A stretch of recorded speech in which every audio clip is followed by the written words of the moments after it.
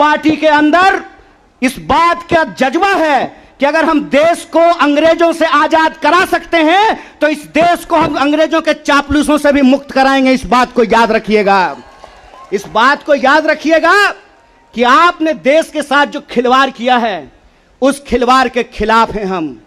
उस खिलवाड़ के खिलाफ क्यों हैं हम? कि आपने इस देश को सपना दिखा करके, आपने इस देश के लोगों को उम्मीद जगा करके उनके साथ धोखा किया है। ये हम नहीं बोले थे, श्री 108 श्री माननीय प्रधानमंत्री जी बोले थे कि हर साल 2 करोड़ नौकरी दी जाएगी। क्या मीडिया वाले? मोदी जी बोले थे ना कि हम बोले थे? अरे बोलिए ना महाराज, आपको भी बोलना पड़ेगा, याद रखिएगा इस बात को। सबकी बारी आएगी, इस बात को याद रखिएगा। अरे हमारे लिए क्या है, जब तक जेल में चना रहेगा, आना जाना लगा रहेगा, हमको कोई दिक्कत नहीं है, लेकिन बारी सबकी आएगी, इस बात को याद रखिएगा। कहे थे ना मोदी जी कि हर साल 2 करोड़ रोजगार देंगे, बोले थे कि नहीं बोले थे? अरे बोलिए ना, आप कांग्रेस के कार्यकर्ता हैं, भाजपा के थोड़ी हैं कि डर जाएंगे, बोलिए। बोले थे ना, बोले थे ना कि महंगाई कम होगी, बोले थे ना खाते में 15 लाख रुपया आएगा, बोले थे ना अच्छा दिन आएगा। आया क्या? मोदी जी के स्टाइल में पूछूं क्या? आया क्या? अब नया जुमला आया है, अब नया जुमला आया है कि हम अग्निपथ लेकर के आए हैं। एगो भाजपा का नेता ईमानदार है, कैलाश विजयवर्गीय को धन्यवाद देना चाहिए। कम से कम उसने इस देश के नौजवानों की शंका दूर कर दी। उन्होंने बता दिया भाजपा की नई योजना है तैयार, भाजपा ऑफिस में सभी नौजवान बनेंगे चौकीदार। यही योजना है ना।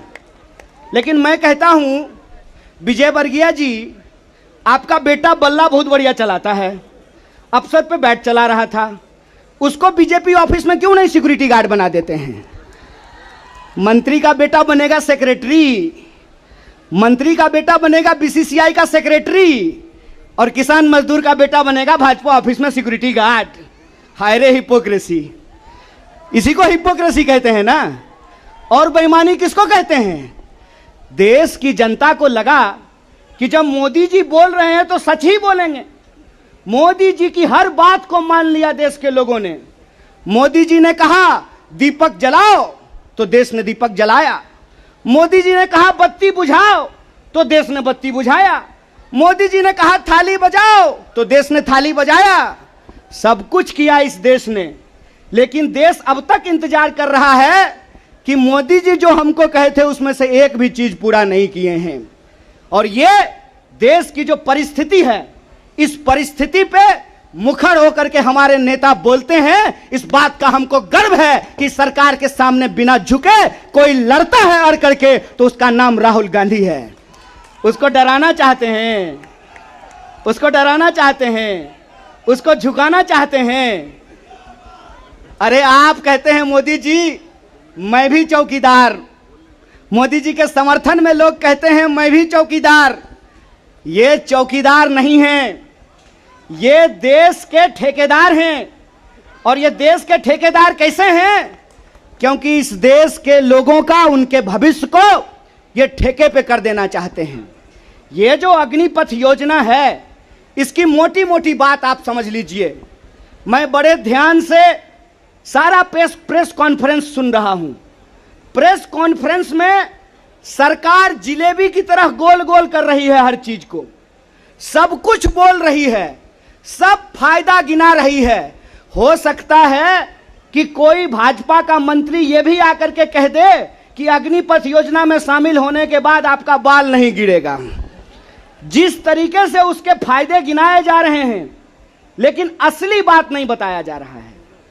एक सिंपल सवाल है, सरकार को इस बात का जवाब देश के नौजवानों को देना चाहिए। क्या सिंपल सवाल है कि जो भर्तियां हो रही थी वो भर्ती होगी कि नहीं होगी?